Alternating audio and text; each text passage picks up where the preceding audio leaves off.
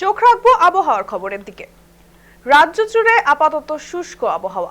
আবহাওয়া দফতরের পূর্বাভাস, রাজ্যে আগামী এক সপ্তাহ বৃষ্টির কোনো সম্ভাবনা নেই। দক্ষিণবঙ্গের তাপমাত্রা এখন স্বাভাবিক থাকলেও কয়েকদিন পর 3 থেকে 4 ডিগ্রি নামতে পারে। কলকাতায় তাপমাত্রা থাকবে 18 ডিগ্রির কাছাকাছি।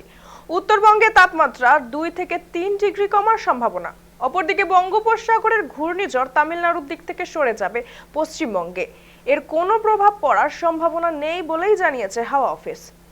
এক সপ্তাহ শুষ্ক ওয়েদার থাকবে, মাঝে মধ্যে স্বল্পস্থায়ী একটু মেঘলা কোথাও কোথাও থাকবে আগামী 3-4 দিন।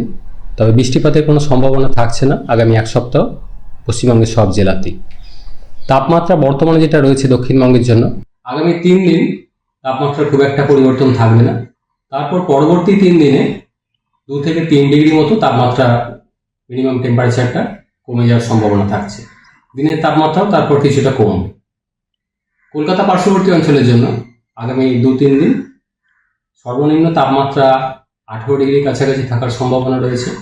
তারপর সেটা পরবর্তী 3 দিনে বেশ খানিকটা কমে 16 বা 15 ডিগ্রির কাছাকাছি নেমে আসার সম্ভাবনা থাকছে। সিস্টেম একটা রয়েছে বঙ্গোপসাগরে, দক্ষিণ পশ্চিম বঙ্গোপসাগরে উত্তর শ্রীলঙ্কা উপকূলের কাছাকাছি একটা ঘূর্ণিঝড় অবস্থান করছে, কিন্তু সেটা আমাদের এরিয়া থেকে অনেকটাই দূরে রয়েছে।